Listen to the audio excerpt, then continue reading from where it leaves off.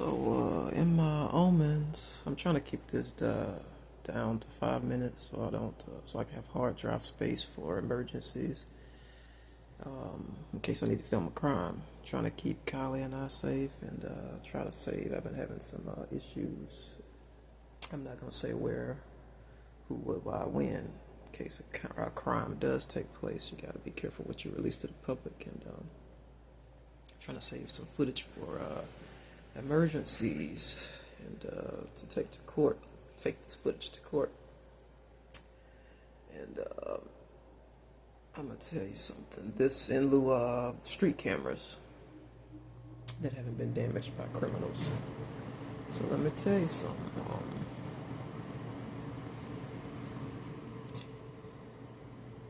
It's worth the risk. You know, Mom used to say something to me. I told you she had a blue moon. Every blue moon she had an occasion. I got that blue moon from Tyson. He was notorious for using his head for more than a hat rack every once in a while. And I loved it when he said every blue moon. I'm like, blue moon? I never heard that before. And I'm like, the moon's not blue, is it? And he was like, it's a figure of speech. I said, oh, I like that. I love it. So, at my age, it's easy to ramble and get off topic, but I'm surrounded by people who love me now, and the things that used to irk my old life, my new life, my current life, my godly life, and my worldly life. Love, my progressive life, love about me. The things that my old life hated about me, my new life loves about me. They love little things that, irk. They love my rambling, whereas my old life didn't like it when I rambled. They find it adorable and funny, and they get my,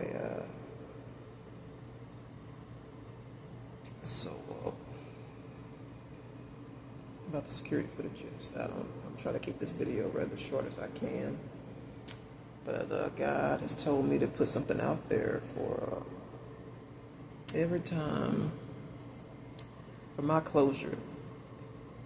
Tyson making me work, forcing me to work. He took it out on me. And I want this to be encouragement if you're dealing with some domestic stuff.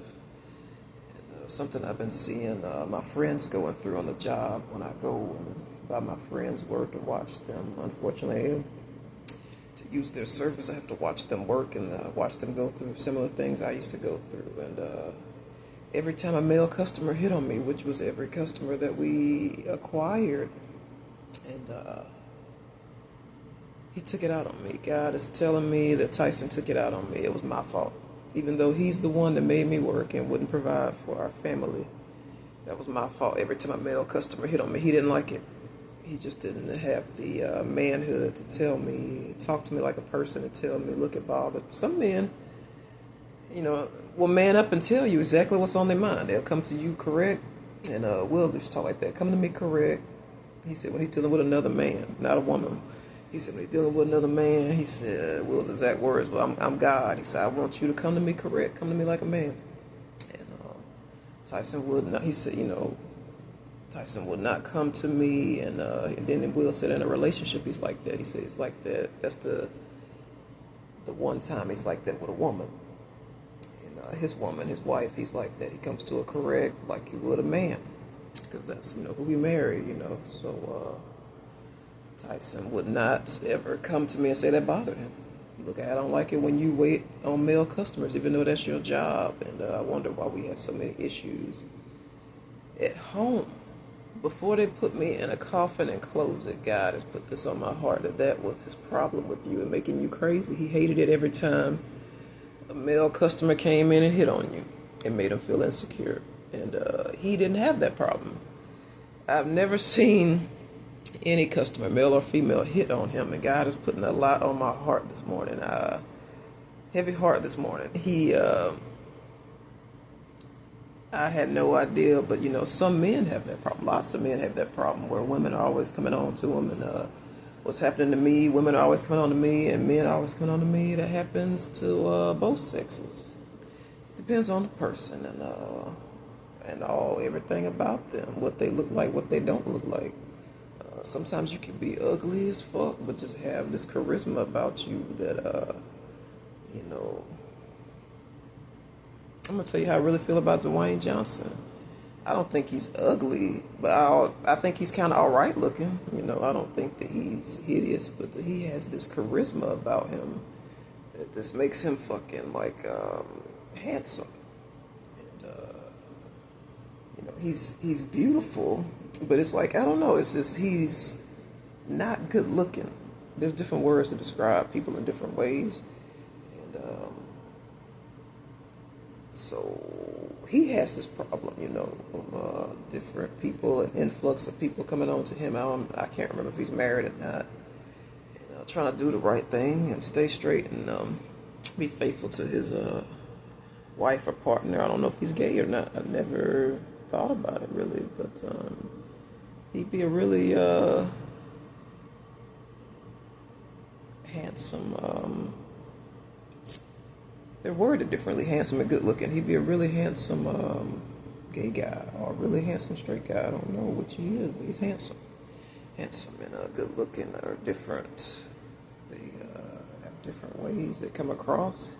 They may be synonyms to each other, but they have different ways they come across. Like he looks like he could be Prince Charming out of a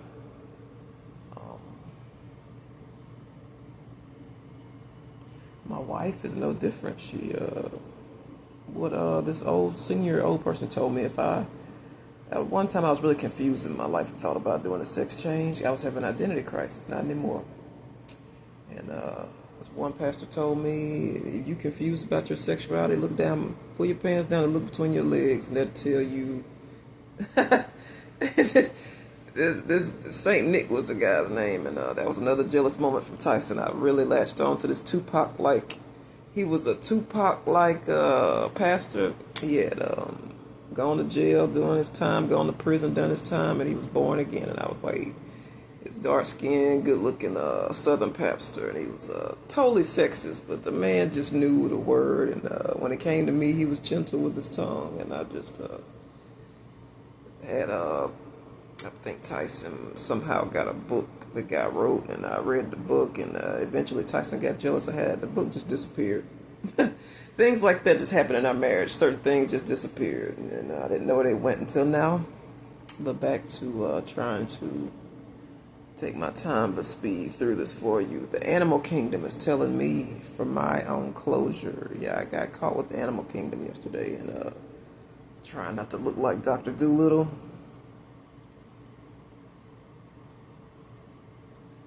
I don't have to set it free. People saw it. They saw it. And so, yeah. He made me work. Tyson made me work and then got mad when male customers hit on me and female customers hit on me. And I'm going to tell you something. The Harpers, Patty,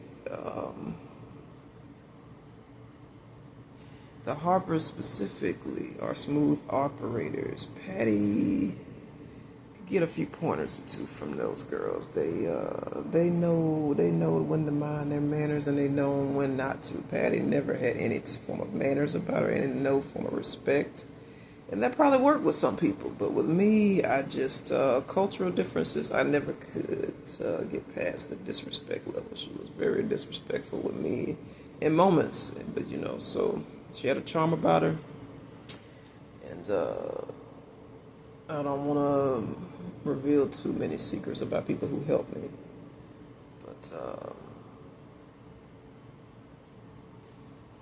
I'm going to tell you something. I didn't realize that caused Tyson used to call it, he overused this a lot, but it was useful. He used to say it caused a wedge. You did this and it caused a wedge. Well, those things I just listed to you, my audience, you, Kylie and I's audience, caused a wedge in our marriage, in our relationship. And his insecurity kept growing. And because he didn't have that problem. I didn't know that then, but hindsight, I know now. God is telling me now. He waited for the right time to tell me. Tyson didn't have people hitting on him. We never had that problem in our marriage. I mean, we had drama in our marriage because I married a little drama queen, and I married Tyson is a messy man. I didn't know that going into it. I thought he was a man's man. I love man's man, men's women, outdoors, nudist colonies. You just living life and loving life. Jessica, to a point, is a man's man. To a point, she's enjoys her life, and that's one reason why we sort of got along when we first met.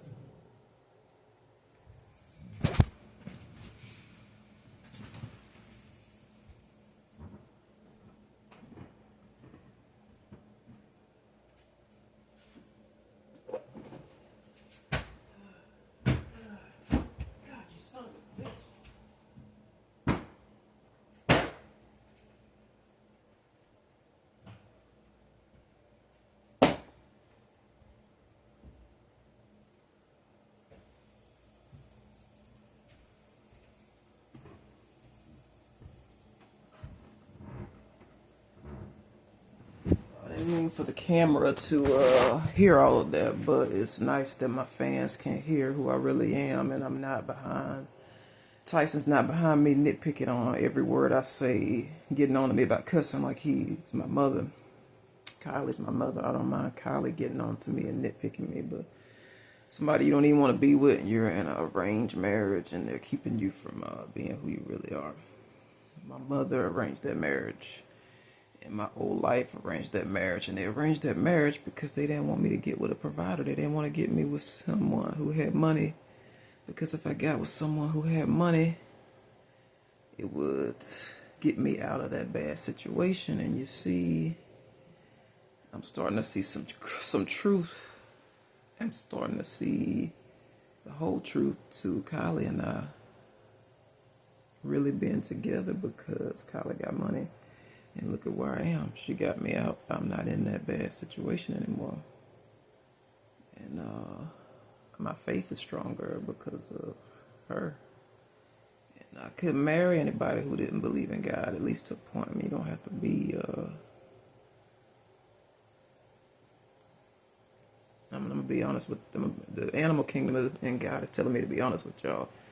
I had to marry a hardcore Christian. I had to marry somebody who loves God as much as I do. As cheesy as it sounds, those people who are Jesus freaks and cheesy, and I love God and Jesus and everything. And then the next minute they sinning like a fucker. They're just sinning because they're human and the flesh is weak. That's why Kylie is the perfect suitor, because she believes in God. You know, that's what ripped up me and Tyson's home. Is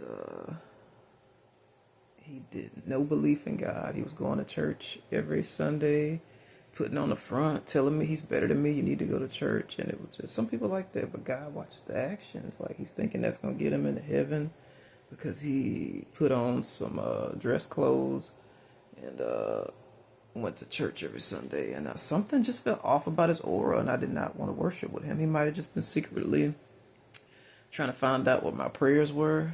And Mother never warned about that, but Pastor Rogers did. He said you need to don't let everybody know your prayers. But I think that's what it was. Hindsight, again, God is showing me this now.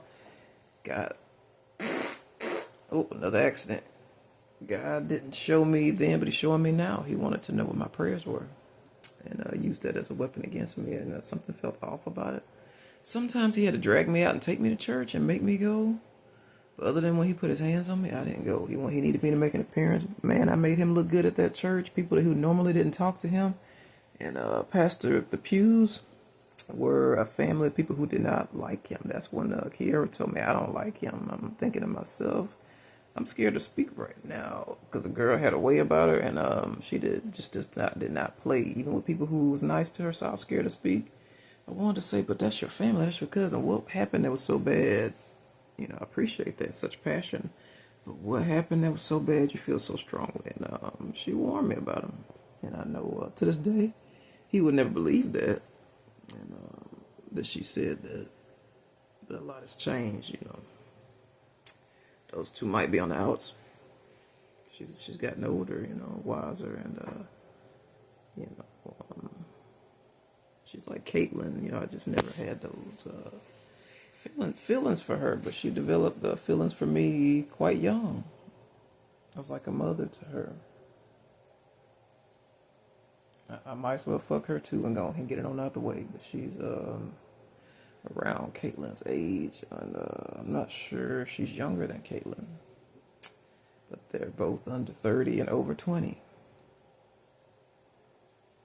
That much I know for a fact, because Tyson told me Kiara was in her 20s now, and I noticed she started to develop like all in the right places. She always was a fast little girl, and she used to come into my bedroom, and I used to always make sure the door was wide open. She never lied on me, and I wanted to keep it that way. She never said nothing happened that didn't happen, and my brother was always jealous of me, and he came into the bedroom one day, and I started shouting so loud because I didn't realize I was in there doing something, picking up the room, and I was bent over in my pants, my ass was out, and he came in there. He had I watched these two kids grow up, Breland and Kiara, and he saw my ass out. I started shouting, Tyson, get your get him out of here. And I was like, why is he in my bedroom? Kiara always had a respect level about her when she was in my bedroom, and she always stayed on the edge near the door where the adults could see her. That door wide open, and I was like, man, I told you, certain people you don't tell no in this life, you don't tell Kiara no. And Kiara's like, I want to come in your room and talk to you. So she came in there for counsel, and she never called me mom, but her actions expressed my grandma, daddy, and she lost her dad quite young. She was really lost when she lost her dad, and she wanted to see me through all of that. She wanted to see me when she lost her dad. I wasn't at the funeral. I don't know if I was invited or not. And when she came in, she gave me a hug, and I totally threw her under the bus. I threw and then backed the bus up and vroom, vroom, vroom, vroom. I stole that from Posey, like throwing people under the bus. Love that metaphor. And so Kiara, I enjoyed it. I tried to pretend like I didn't enjoy it. So young, hot, 20-something-year-old girl like hugging up on me, throwing herself at me. So she came in and hadn't seen me in a while. And you should have seen the way Tyson staring at me, because I watched this kid grow up. And she's in over there, and like she's over at our apartment with booty. No wonder I got thrown out. She's over at our apartment with booty shorts on, and I'm looking like my mouth in my mind is saying no. She's like, I want to give you a hug, and smooth operator, not just pressing the physical contact, asking. And I'm like, this motherfucker. And my lips and my mind, it's happening in slow motion, is saying no, Kiara, but in reality, she's already over here, and we're already hugging. And this, she over here hugged up like we are like two junior high kids, and we hiding near the gate in this Dantzler Stadium is the high school I went to. The stadium was called Dantzler Stadium. The kids used to, you could rule that out. My mom would have whooped me good if I was ever hugged up with any student. But that's what the students used to do. You had a date, you would hug up, hide behind the bleachers, be hugged up, or at a certain point around the stadium, there were different little hot spots. I knew where they was. I didn't use them anyway. Something bad could happen to you if you was a girl and you was somewhere like that. You could have got something you didn't want to happen. Could have had an assault. So I really didn't do a lot of hiding. Any hiding on campus. Thank God nothing came down to me needing to use those hiding spaces like a shooter, active shooter. We never had that on campus when I was there. Thank God, praise God. And anyway, so next thing I know, Kiara, after her father passed, I wasn't at the funeral, but there she was. We was in there interlocked and just hugging, and like no space in between, just like cheese on macaroni, just like glue, just adhesed. And there was Tyson glaring at me. I didn't, like I said then, I didn't catch it, but now I'm like, whoa, okay, that was like intense. It ain't the first time we hugged like that. We hugged like that once when she was about 14, maybe younger, when Tyson's mother passed, and it was erotic. It was at the hospital. It was in the emergency room, and both of us were just mentally like tore up, because the woman was like the Godfather. Miss Mitchell was like the mother of all nations and shit. Yeah, Kiara's mother was always absentee. I don't know if Kiara was really her blood or not, but they always had problems, and Keisha was her name. Keisha didn't mind me mothering the girl because she didn't want to do it. And so I don't have time to unpack all my issues because like I said, I want to save this phone in case I have an emergency. I got some issues, some crime may occur. 2 or 3 have already happened already. I'm having some issues and I need this device to function properly. And but this is important. So there we were, interlocked. It's a certain way you can hug somebody, like where you love. I've got my hand. I'm like, there you go. I had my hands up and tight, and hers were like underneath because I'm tall, so tall. And hers underneath and tight. And you would thought we was fucking. Like that's how like tight the hug was. And but it's not against the law to hug, and our clothes were on to hug a minor, and I really needed that not separation at that moment, but that closeness. And I didn't realize how erotic it was until I called myself, and then I said, you know, how are other people perceiving this hug? And she knew why I left the embrace. I don't know how long we were hugging, but it was when we knew Miss Mitchell was gonna be, she was gonna be dead. Like, this was the last time possibly we might see her. We knew, we never talked about it out loud. Me and Kiara just had this telepathy where we didn't have to talk about things out loud, but we knew at any moment she could go. It wasn't looking good. And spiritually, Kiara definitely is a believer in God. So spirit belief. It's like she caught herself too. Like, she wasn't trying to get me in trouble with her mom. She just couldn't help herself. We couldn't help ourselves, and there we were, embraced, grieving. We were grieving. Grief does things to people, and you know, I told you I struggled with my emotions. Well, in that moment, my emotions were free, and we were hugging and not kissing, nothing like that. But we were hugging, and she didn't get that support from her mother. I didn't get that support from my mother. My mother was still living at the time, and no family to speak of there with me to support me, and so we both didn't have any. You didn't see her hugging a brother like that. You didn't see me hugging my brothers like that, and so we caught ourselves like, oh, you know, when people kiss us, I'm like, oh, that little look of surprise and that separation, like you didn't mean to get carried away. That's what we did, and we just kind of stood there in the hall, and just like, it was like awkwardness afterwards. Yes, like I said, she might have been even younger when Miss Mitchell passed. This was around 2012. And she might not care, or might not even be in her. She might be close to 30 now, because when I say she was in her like 19, 20, that was a lifetime ago. That was around COVID, and what, 5 years have passed. So I'm thinking she's still not 30, but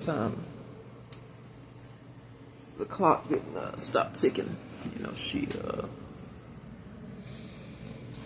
get these people off my neck and take even more photos, but it was erotic hug. It was very erotic, and so me and Kiara never did anything like had sex, nothing like that. I was always decent with her, and she was always attracted to that. And so I forgot where I was going with the whole thing.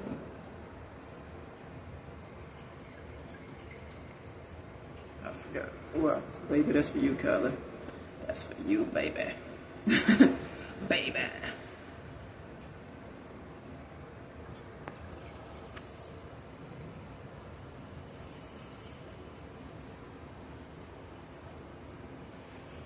My mom used to always say, oh, I was wondering what fell down, and I don't give a shit what fell down.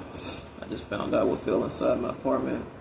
I don't give a shit. She used to like get paranoid about everything. Like, Mom, just like buy a gun, become she finally did become a gun on her. You know, I left it at that. I wanted to say, shut the fuck up. Getting on my nerves, damn. Like Andre's grandma, Victoria's. Andre. I don't know if that was a woman or not, but anyway, so all the domestic stuff we was talking about with Tyson, right? So he blamed me for that. It matters who's coming on to who. You know, in this instance, she wasn't trying to get me in trouble.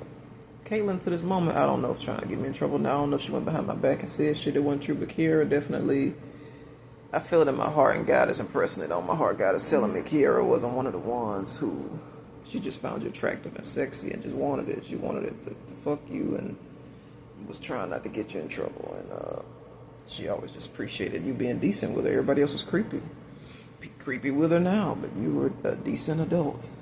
And she wants to reward you for that.